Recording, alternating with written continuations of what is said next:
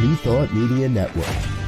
We are a global broadcast network of positive music, media, and entertainment, inspiring humanity's evolution along the journey of enlightenment and creating a world of love, peace, empowerment, and prosperity for all.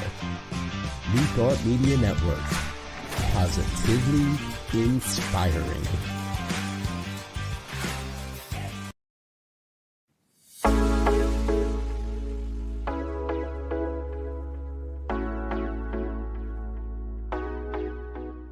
What if the person you think you are is just a fraction of who you truly are? What if years of conditioning and surviving in a challenging world have left you clinging to strategies and beliefs that mask your truest nature? I'm Catherine Duca, psychotherapist and self-esteem coach, and you're listening to Who Do You Think You Are? A show that looks beneath our psychological masks and uncovers our profoundly messy, beautiful, brilliant, tender-hearted essence. Join me as we go in search of the hidden power of our true selves. I'm so glad you're here. I am so glad you're here. Welcome to Who Do You Think You Are? A podcast to help you learn how to have the highest regard for yourself, how to live from a place of self-respect and self-love, and how to make yourself a priority in your own life. Meet me here each week for curated tips and strategies designed to help you drop your psychological masks, or at least loosen them a bit, connect with your truest essence, and simply live more easily. Because we know that when we do these things, we naturally have more room, more generosity, and more love for others. And not only is that a beautiful thing, dear listeners, but when have we needed that more than now? We are getting together tonight, January 19th, on the eve of a momentous occasion. No matter how you feel about it, it is that. And, gosh, with so many things going on in the world, it may feel as though light is not making a comeback, or is anywhere to be found for that matter. I know because, like you, I've looked under all the rocks. We have fires. We have hostages. Thankfully, mercifully, gloriously, some are coming home, but not all. There are school shootings and mass shootings. There are, people, family members, Americans pitted against one another. You name it. To quote a famous author and a favorite author of mine, Anne Lamott, hell in a handbasket were the good old days. And to quote another favorite person of mine, comedian Wanda Sykes, we're about getting ready to meet Jesus. That's how it can seem to us. Truly, the word unprecedented was created for these times, I think, and I believe it should be in uppercase whenever it makes an appearance. These days feel truly unprecedented. So, I try to have my podcast episodes be relevant. And when I sat down to write my newsletter last night, and this podcast is connected to the newsletter that I write, comes out every Sunday morning. But it didn't come out this morning because, frankly, in all honesty, I was hard-pressed for what to write about. Sure, I had interesting psychological topics, spiritual topics. And while important, I have to say nothing felt quite right in my heart. They felt like, well, those are nice, but so what? Given this week, this night, they felt too out of step for where things stand, I thought. So I asked myself, gosh, when you have nothing to write about in that vein, what do you do? So I looked into my heart and I found myself saying, gee, I hope this and I hope that. I hope things get better. I hope things improve. I hope people are okay. And that led me down this path of wondering what hope is. So I was thinking deeply about hope in general and in particular my own hope. And it occurred to me actually what hope is not. Hope is not a fluffy kind of pink paint, everything's going to be okay kind of emotion. I don't think. I think it's more a gritty, stubborn determination to keep going forward even when the road seems uncertain, especially when the road seems uncertain. So the title of tonight's episode is Hope and Other Stubborn Qualities. Because it occurred to me that hope is just that. Hope is a relentless stubbornness against giving in to the darkness. Not easy, I don't think, but I believe possible. You know, it's easy to have hope when everything is mapped out for us, isn't it? When we know where we're going. It reminds me of being in an IKEA store, right? And, you know, the floor plan is clearly marked with those yellow arrows, and you know where you're going. You know, if you need a sofa, you're going to end up in the furniture department. If you need housewares, those arrows are going to wind around and you're going to end up in the housewares department. Things are easy when you know the way.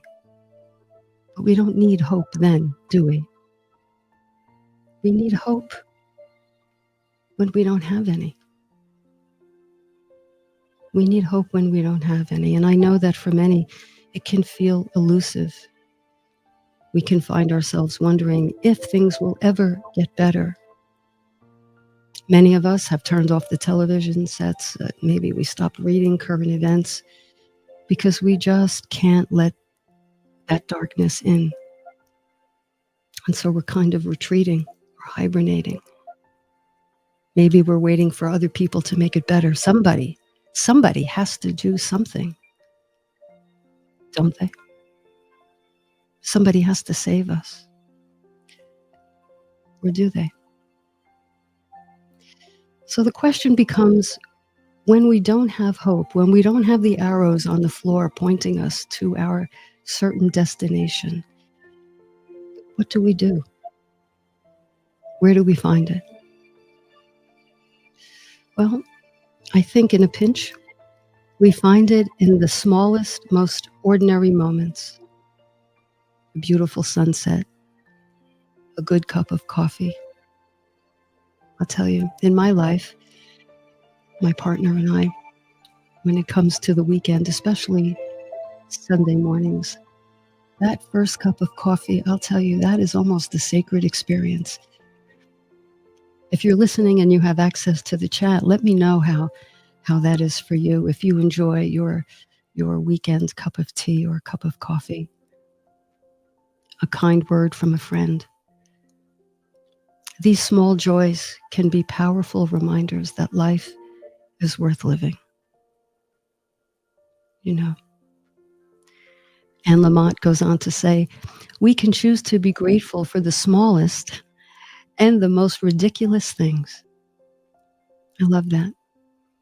And that gratitude can be the bridge that carries us over the abyss of despair. Think about that. How many of us need a bridge over the abyss of despair? I know I do. So I'd like to offer a few practices that come to my mind, and I'd love to hear from you if you have ideas on how you find hope. Because I'll tell you, hope isn't only something that we find, I mean, we can if we want to, if we look for it. It's something that I think we can cultivate. But it doesn't happen without us. It doesn't happen without our attention and, more importantly, our intention. It takes both to cultivate hope. And I think when we're willing to cultivate hope, we find it. You know, if you've been listening to this podcast, you've heard me say many times, we have to take the aerial view. You know, we have to go up at however many thousands of feet it is, 28, 30,000 feet, and look at what we're doing. Because hope is not going to unfold without us actively intending to bring it about.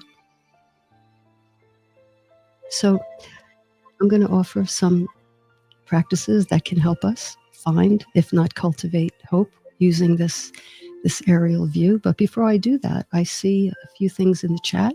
So I'm going to just move over here, put my glasses on, and see. From Dawn, we must accept finite disappointment, but never lose infinite hope. Dr. Martin Luther King emphasized the importance of maintaining hope despite temporary setbacks. That's worth reading again. We must accept finite disappointment, but never lose infinite hope. He emphasized, Dr. Martin Luther King, he emphasized the importance of maintaining hope despite temporary obstacles. That's the dream, isn't it? But it's not just, a twilighty dream, a wish upon a star. I mean, we only have to look to Martin Luther King to see dream in action, to see hope in action. Put one foot in front of the other and cross those bridges. Cross those bridges. So people of these luminaries and these deep thinkers all talk about the bridge over the divide, over the abyss, the bridge that divides us from one another. But we have to think about the possibility, and we have to believe and trust in possibility. And why not? Possibility is created, as is other things. Everything I mentioned, the fire, the hostages, everything, the TikTok, the shootings, everything. Were those not created? Are those not being maintained? Likewise, love in action, hope in action is something we create, and it is within our power, I believe. Let me know if you believe this as well. Thank you, Dawn. Thank you for that. On the eve of the day on which we celebrate Dr. King's birthday, it's a day of service. It's a day of service. Okay, that says it all. It is a day of giving of ourselves to others, stepping up, stepping forward, reaching out with our hands to another. So tomorrow is a very poignant day, is it not? And no matter which side of the political coin you come down on, it is also a day of giving.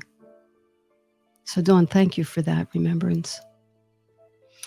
Janine, welcome. Unprecedented. That word from your newsletter, thank you for reading it, Janine, is exactly the mood for the moment. We have each other.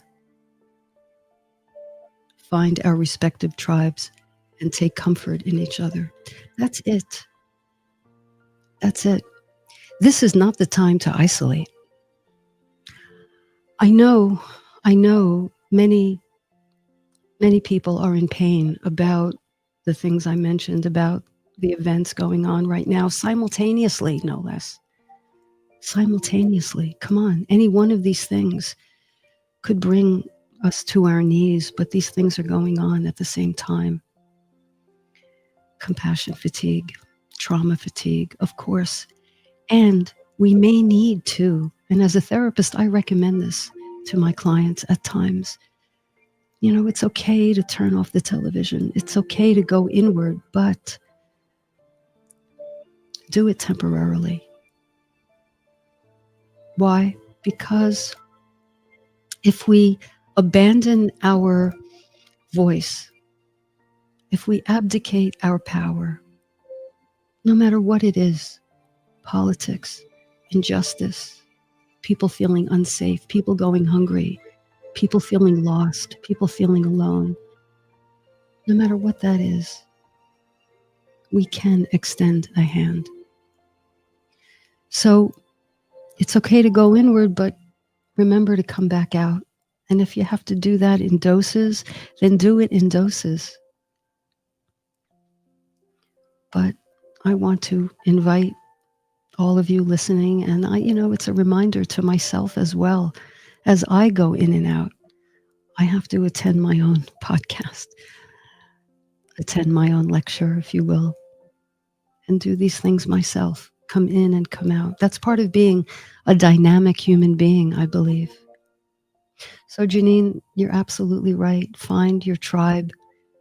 Create a garden in which you feel safe, in which you feel heard, in which you feel acknowledged and safe. And from that place of comfort and safety, we can then begin to re-venture out. So thank you, tribe. Still Bill is with us. Still Bill, who promised a couple of episodes ago. I get such a kick out of this, Bill. Bill promised, his promise to himself was to tune into this podcast every week, and he's been doing just that. I'm going to reach over so I can see the screen. The Hagen Family Christmas coming next Saturday. All is well with my soul. All is well with my soul. I'm glad, Bill. I'm glad. Patricia, welcome, Patricia. We have to stay hopeful. The alternative is despair. It is that. We can't despair if we intend to do the work that needs to be done to change things. So true. So true. You know, when you think about every radical change for the better that's happened in this country,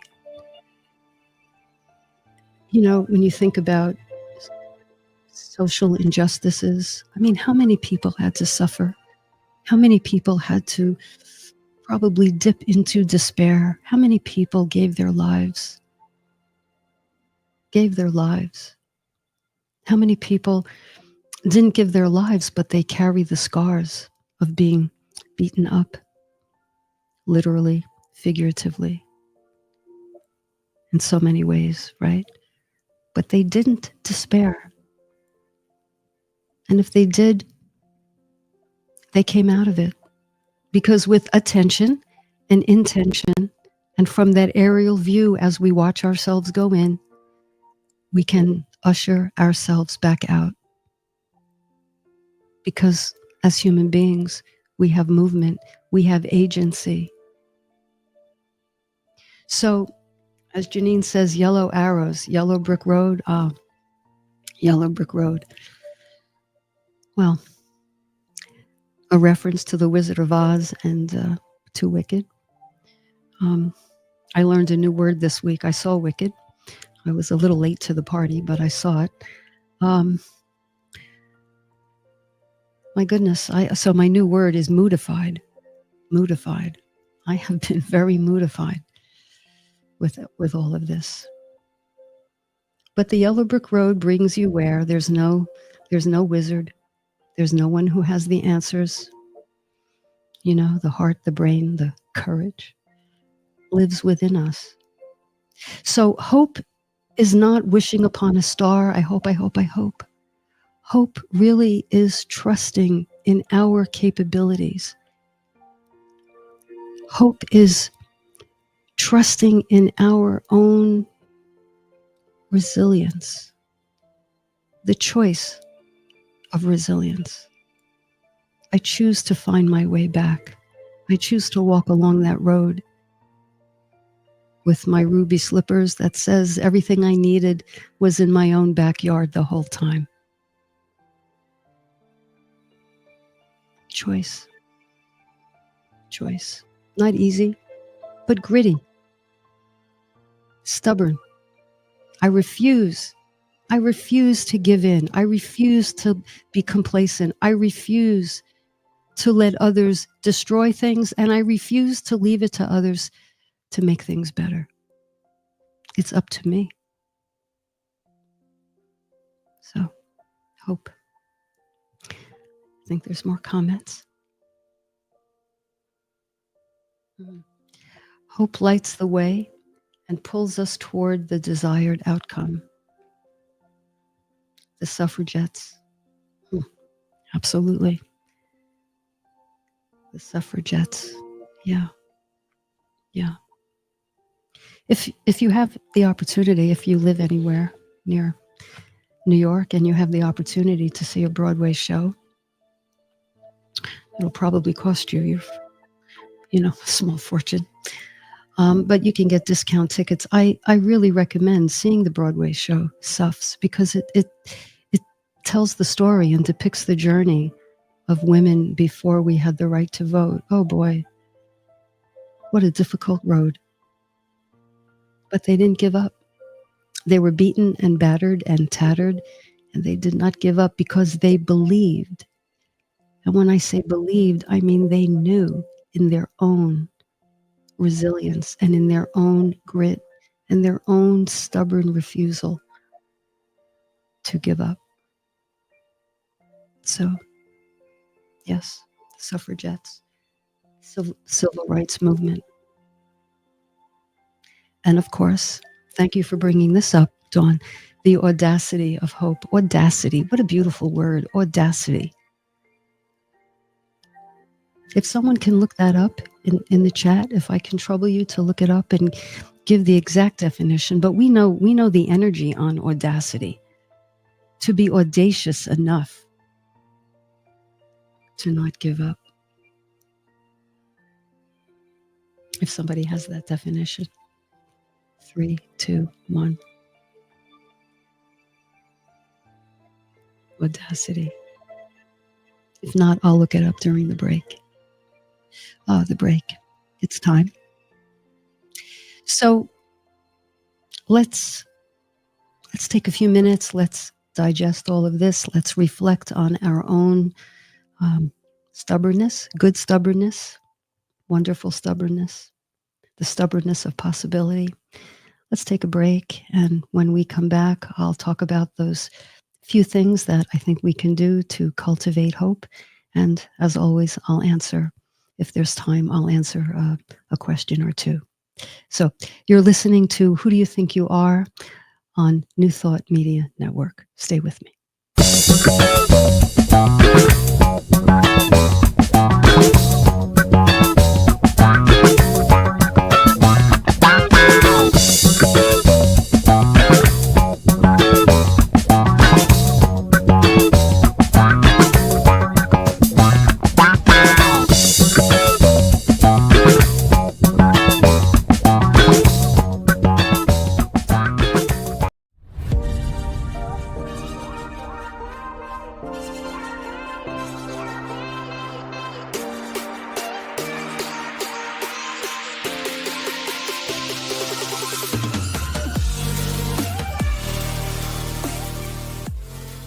Please help us say thank you to our organizational sponsors, including the Hefferland Foundation, Affiliated New Thought Network, International New Thought Alliance, Science of Mind Archives and Library Foundation, Center for Spiritual Living Denver, Center for Spiritual Living Midtown, New Thought Philadelphia, Planned Happiness Institute, Summit Center for Spiritual Living, One Heart Retreats, Center for Spiritual Living on the Lake, Unity Kitchener, Unity Spiritual Center, Ottawa, Om Center for Spiritual Living, Satya Center, Begin Within Ministries, Center for Spiritual Living, North Jersey, Unity of Savannah, and the Center for Spiritual Living, Seattle, as well as all of our individual donors. Thank you for being part of the New Thought Media Network.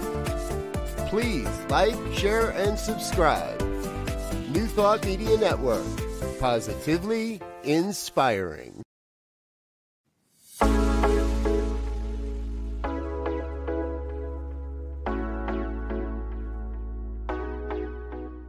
What if the person you think you are is just a fraction of who you truly are? What if years of conditioning and surviving in a challenging world have left you clinging to strategies and beliefs that mask your truest nature? I'm Catherine Duca, psychotherapist and self-esteem coach, and you're listening to Who Do You Think You Are? A show that looks beneath our psychological masks and uncovers our profoundly messy, beautiful, brilliant, tender-hearted essence. Join me as we go in search of the hidden power of our true selves. I'm so glad you're here.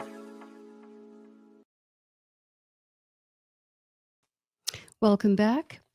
If you're just joining us, I'm Catherine Duca, your host, and we are talking tonight about hope, in particular, the stubbornness of hope. The title of this podcast is called Hope and Other Stubborn Qualities. We're talking about what hope is not. It is not wishful thinking or wistful thinking. It is not wishing upon a star.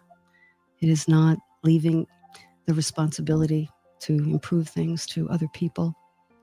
Hope comes from within. It is a deep, deep motivation that I believe springs from the knowledge that each of us has equal power. Each of us has equal power. Now, some would say that the powers of darkness these days are just better organized people. They're not innately more powerful.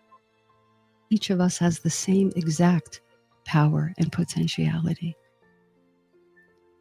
So it is on each of us, I believe, to actualize our potential, to actualize and put into action our sense of responsibility. Because person to person, we are equal in our voice. Now, some voices are louder, some voices screech, some voices speak in a whisper. So again, from that aerial view, we have the opportunity, I think, to ask ourselves, what are we doing with our voice? You know, moments when I, quite honestly, have retreated, when the news got too overwhelming and I went into myself. My voice was quiet, silent. And as I said earlier, sometimes that's necessary and it's perfectly okay, I think. But as I think Patricia said, we don't want to get stuck there. In our dynamism as human beings, we can exercise our choice. So let us be conscious of our voice. Are we using it to our capacity? Do we need to rest? The way a vocalist, perhaps when overusing her voice, needs to rest her voice in order to sing more powerfully, then let us do that. But we can't forget to come back.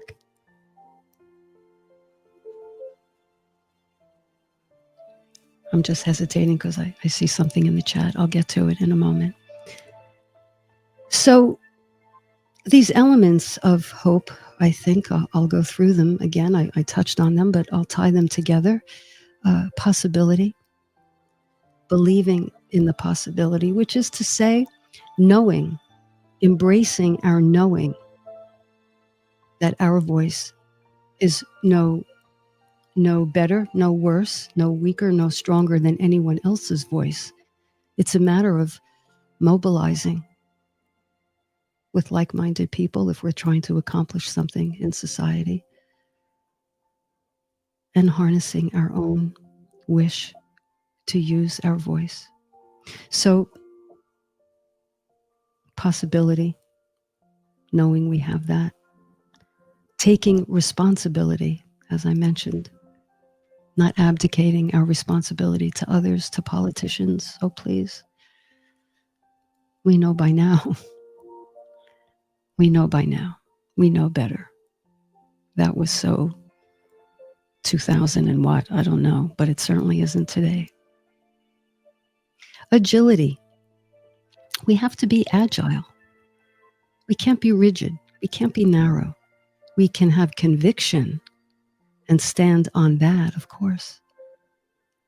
But we need to be agile. We need to, I'm not a skier, but I know what skiers do, right? We all do. They kind of bob and weave, right? That's what we have to do. We have to be agile. We have to be flexible. We have to appreciate nuance. I talked last week about black or white, all or nothing, this or that, yes or no. That kind of thinking really doesn't cut it. And lastly, we have to look the reality of things in the eye. Now, we could have another conversation, I suppose, about how reality can be subjective. I can perceive something in one way and you can perceive it differently. So to that extent, there's a subjective nature. But, when Los Angeles is burning, come on, there's no debate. That's an objective occurrence. And when I say respect the reality of a situation, I mean, oh, this is so difficult, I know, but I mean not turning away. Because the people in that situation have no choice but to endure. They can't turn away. And as witnesses, as brothers and sisters, as fellow citizens, nor should we. So, possibility, responsibility, agility, and acknowledging the reality of things. We have to put this all together. And we have to figure out our own road. Okay, because it's not paved. It's not nicey nice. It's not IKEA. We have to figure it out. It's messy. We may, go off into the ditch or, ride the shoulder. I don't know. All the metaphors for it not being laid out for us. We have to, with our tribe, craft a path in front of us. We have to build that bridge across the abyss. And, there's no formula. Or there's no formula that I know of. If anyone knows of it, please raise your hand. It's something we have to be willing to, enter into the mess, the imprecision, the inaccuracy, the trial and error. Anything we have that's good, that came on the shoulders of those before us, came as a result of their figuring it out along the way. Equality, each of us has an equal say. Now, there are those who are trying to oppress. I'm not, that's another conversation. But inherently, we know each of us, right? Each of us is a soul having a human experience. And according to that that idea, that concept, that belief, that knowing, if you will, that's true. So, with that, let me take another glance at the comments here. And Dawn again. Dawn is saying, this is my own definition.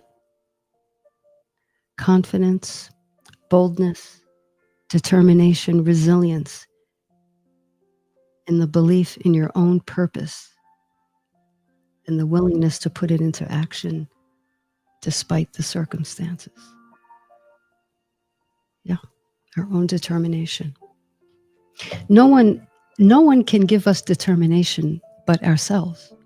We can spark one another, and that's what being part of a tribe will do.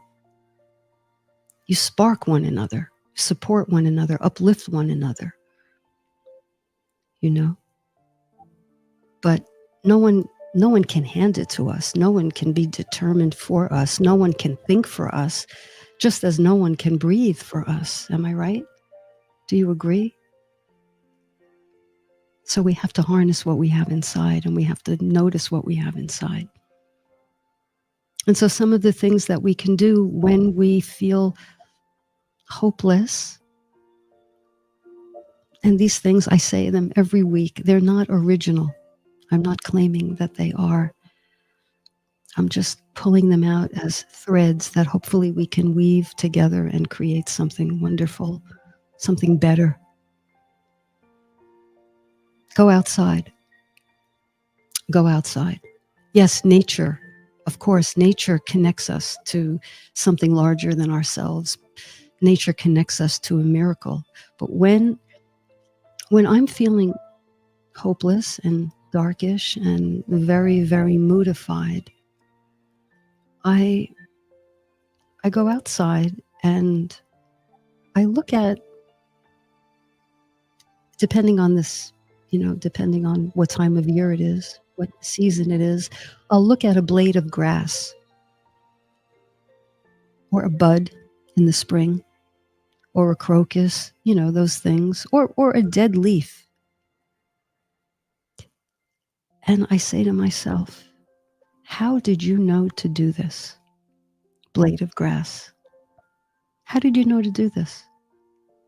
How did you know to rise up? How did you know to do it right on schedule?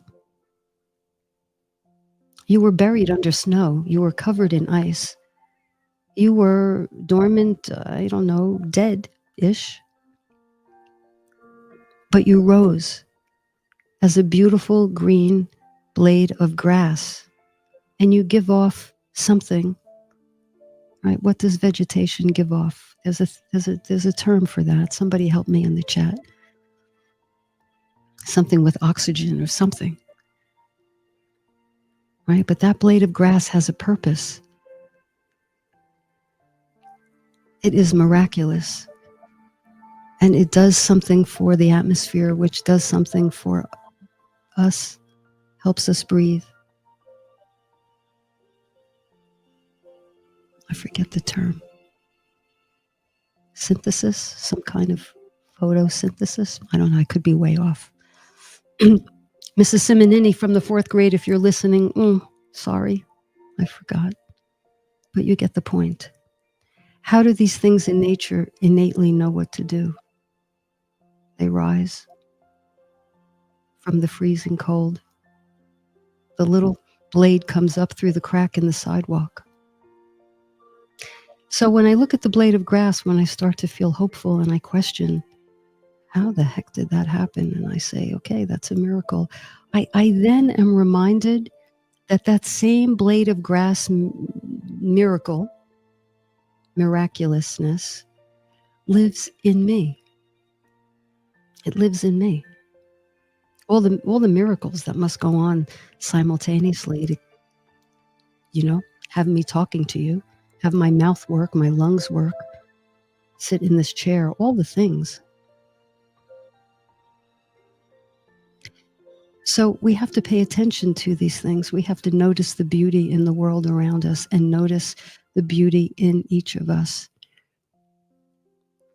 And notice and harness that we are love. We are love. And love in action is sharing our love with another and reminding another that they are love as well. One voice, equal voice. So pay attention to the small things, the blade of grass. Practice gratitude. I mean, this is every week I say this. Practice gratitude because we have so much. If you're breathing right now, you have a lot. You know, if you're here listening to me, if you can hear me, you have a lot. So sometimes when I work with clients and I suggest they do a gratitude practice, sometimes it's hard for them to think about what they feel grateful. They think they have to go big. I'm grateful for my house, grateful for my car. Yeah, of course. But it's even more fundamental than that. And these things are not to be taken for granted because they are miracles. So pay attention to the small things, practice gratitude. This is how we make that bridge. Reach out to others, tribe, connect with friends or family. Someone, I think Dawn said in the chat, she was referring to something that Janine said and so on. And I'm referring to something else that Patricia said from 2 weeks ago. And this is how, in this small way, on this Sunday night, maybe we make a little tribe here. And maybe we stay connected mentally, as I invite you to do at the end of each show. If we bring each of us with us mentally, kind of hold a little space. She was listening. She said that. She's thinking the same thing. She's trying to work through her despair, just as I am. Still Bill is here every week. He's doing. And the people who listen, in the future, they go on YouTube and they access the show and they listen who knows when. I think we're building a little bit of a tribe here. So, and Lamont also says, hope is the belief that we can get through the toughest of times and there will be beauty on the other side. And I believe if we cultivate it, we will find it because an open heart always does. An open heart always does. So with that, I think I'll take a question. 1 or 2 questions came in from the newsletter today. Let's see.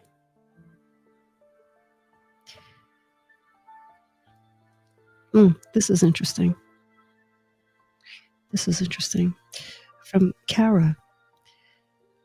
How can we balance the need for hope with the risk of false or toxic hope that is based on unrealistic or unattainable expectations? I'll read that again. How can we balance the need for hope with the risk of a false or toxic hope that is based on unrealistic or unattainable expectations? Well, balancing hope with realism requires a kind of critical thinking and a nuanced approach. This is so important, I think. I talked about this last week, but it's just, we have to incorporate these things in every conversation because they're building blocks. It's important to learn to grow more comfortable with ambiguity. And I think part of psychological maturity is to hold, we therapists call it the tension of the opposites. Hold the good and the bad, hold the light and the dark, hold, someone once called it, referred to it this way, hold the notes in the entire octave. the high notes and the low notes. So ambiguity is that gray and perhaps even contradictory ideas. And so we have to open up to that and kind of grow more at ease with not only gray, but with ambiguity. From that aerial view, I think it's important that we adopt a growth mindset and understand that nothing is really a still life. Everything moves. I'll use the word dynamic again. Everything moves and morphs and becomes something else. And if we add another ingredient to it, like our interest or our curiosity, and we lean into it, it then becomes something else, something we can work with, something we can massage. So getting comfortable with ambiguity, not getting freaked out by contradictions. Sometimes contradictions cancel each other out. Okay, this is another podcast episode. Everything I talk about, it seems, has its own drop-down menu. It can't possibly cover everything, but I guess that's what next week and next week and next week is for. So if you find yourself perhaps a little too stuck in rigidity, notice that and invite yourself to say, well, what's an alternate explanation for that? It looks like this to me. It can only be this. But I submit to you there may be other explanations for things we don't quite understand. And so opening our minds to the possibility that there could be other ways of looking at something.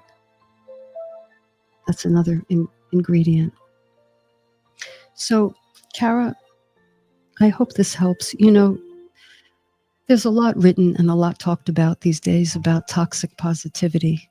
What is that? Toxic positive? You know, smiley, smiley. Everything is pink paint. Everything is good. All good. I'm good. All good. I'm fine. Silver lining and everything. Now, I think it is worthwhile to look for hidden treasures, hidden gifts. But toxic positivity, is when we kind of pour over the whole darn thing a smiley face. And that, you know, from this conversation and from your own thinking that doesn't really do it. That doesn't really stand up to the task at hand that we've been talking about here. So monitor, and I do this too. I consider myself a fairly flexible person, but I don't know, there might be others in my life who may disagree. I don't know, but I try. It's just my thing. I ask myself, am I being too rigid here? Am I being a little too stuck on my point? Am I being a little too wedded to being right? Sometimes, yeah, I'm sure.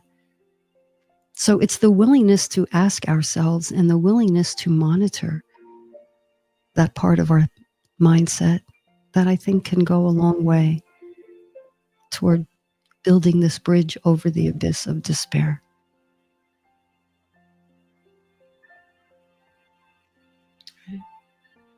Glancing over at the comments, I see Janine writes, the snow outside tonight feels very purifying to me.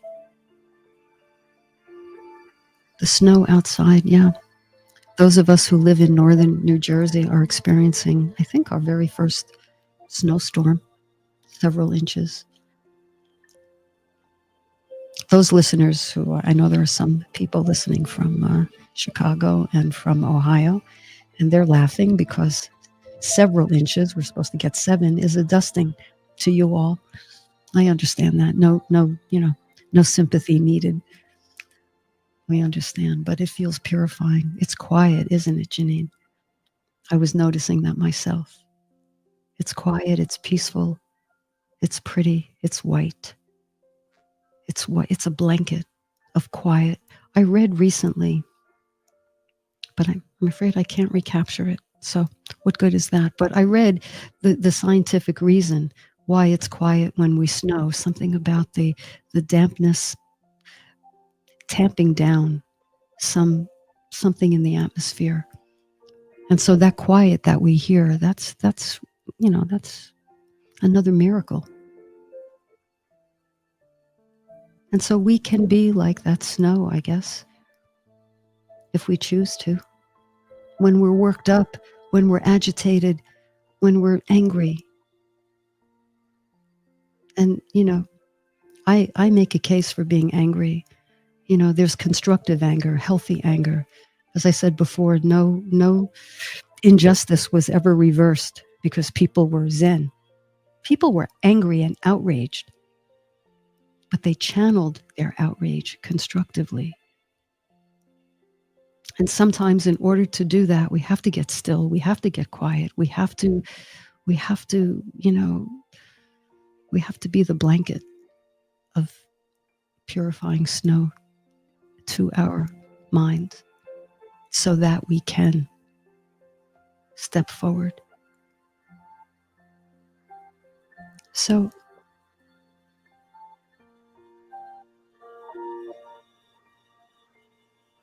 it absorbs. Oh, thank you, Bill.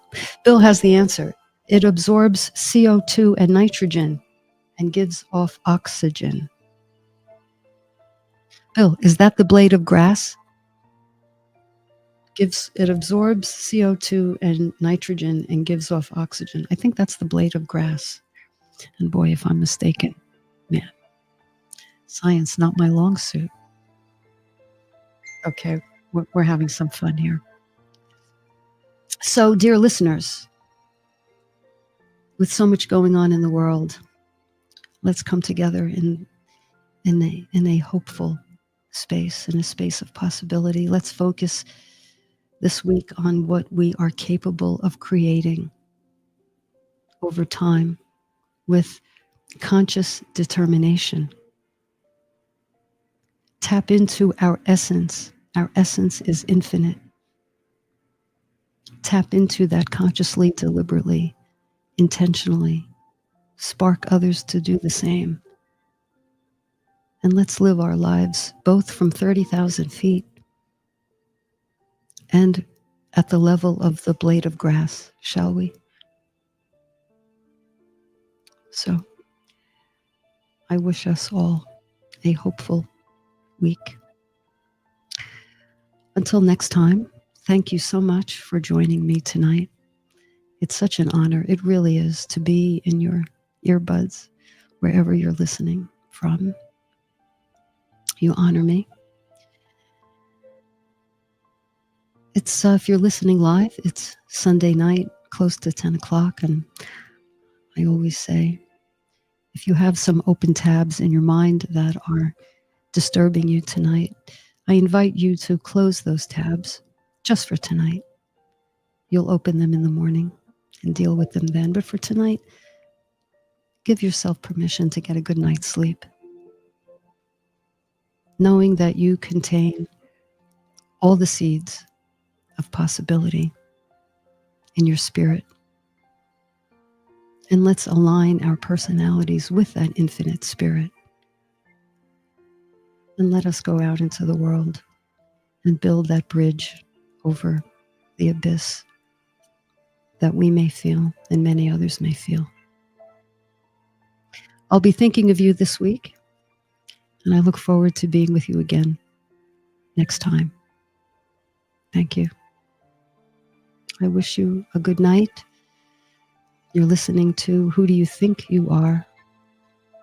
Who you think you are is not necessarily who you really are. Who you really are is infinitely more magnificent than that. I hope as you listen to these episodes, you feel more and more of that, closer and closer to that. So I wish you well. You're listening to Who Do You Think You Are? Once again on New Thought Media Network. I wish you good night.